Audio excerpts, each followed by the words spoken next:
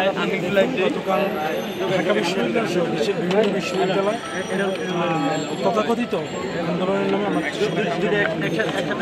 একটি আন্দোলন হতে পারি, কিন্তু তার মানে এই নয় যে ঢাকা বিশ্ববিদ্যালয়ে আজকে 100 বছরের বেশি সময় ঢাকা বিশ্ববিদ্যালয়ের ইতিহাসে এই ধরনের গতকালকে যেভাবে তারা আন্দোলনকারী নিজেদেরকে আখ্যা দিয়ে বিভিন্ন হলে হলে গিয়ে হামলা করেছে শিক্ষার্থীদের উপর, তার প্রতিরোধে কিন্তু শিক্ষার্থীরা হল থেকে বেরিয়ে এসেছে এবং ঢাকা বিশ্ববিদ্যালয়ের আশেপাশে বিভিন্ন এলাকা থেকেও সচেতন মানুষ এসে ঢাকা বিশ্ববিদ্যালয়ের শিক্ষার্থীদের পাশে দাঁড়িয়েছে। ঢাকা বিশ্ববিদ্যালয়ের শিক্ষার্থীরা কালকে যুগপৎভাবে বাংলাদেশ ছাত্রলীগের নেতাকর্মীদের সাথে এই সমস্ত হামলাকারীদেরকে প্রতিহত করেছে। আজকে আমরা এই সন্ত্রাসের প্রতিবাদে, এই ঘৃণ্য জঘন্য অপরাধের প্রতিবাদে এবং বাংলাদেশে ঢাকা বিশ্ববিদ্যালয় যে মুক্তিযুদ্ধের চেতনা পরিপন্থী কোনো কার্যক্রম করার সুযোগ নেই, মুক্তিযুদ্ধের চেতনা বহির্ভূত কোনো প্রকার হম্বিতম্বি আস্ফালন সহ্য করা হবে না, তারই একটি বার্তা পৌঁছে দেওয়ার জন্য আজকে আমরা এই কর্মসূচি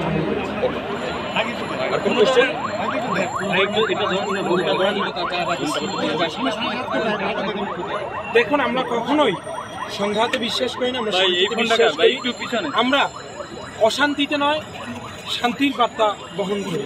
আমরা সবসময় প্রগতির পক্ষে এগিয়ে যেতে চাই। শিক্ষার প্রতিষ্ঠানগুলোতে আমরা কোনো প্রকার সন্ত্রাস, নৈরাজ্য এবং ভাঙচুরের মতো ভিন্ন কর্মসূচি দেখতে চাই না। আমরা প্রত্যাশা করি সবাই সুষ্ঠু সুন্দরভাবে আমাদের মানবিক বিদ্যালয়গুলো, মানবিক শিক্ষা প্রতিষ্ঠানগুলোর পরিবেশকে মানবিকতায় বজায় রাখবো। কোনোভাবেই সাংঘর্ষিক কোনো পরিবেশে কোনো পক্ষকে না যাওয়ানোর জন্য আমি আহ্বান জানাবো যে আসুন, শিক্ষার্থীরা পড়ার টেবিলে বসুন, শিক্ষার্থীরা নিজ নিজ ক্লাসে আসুন।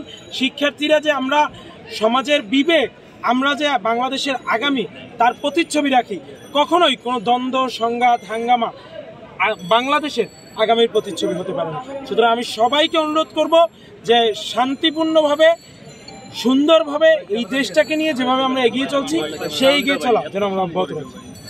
Thank you. মাইক্রোফোনগুলো ভাই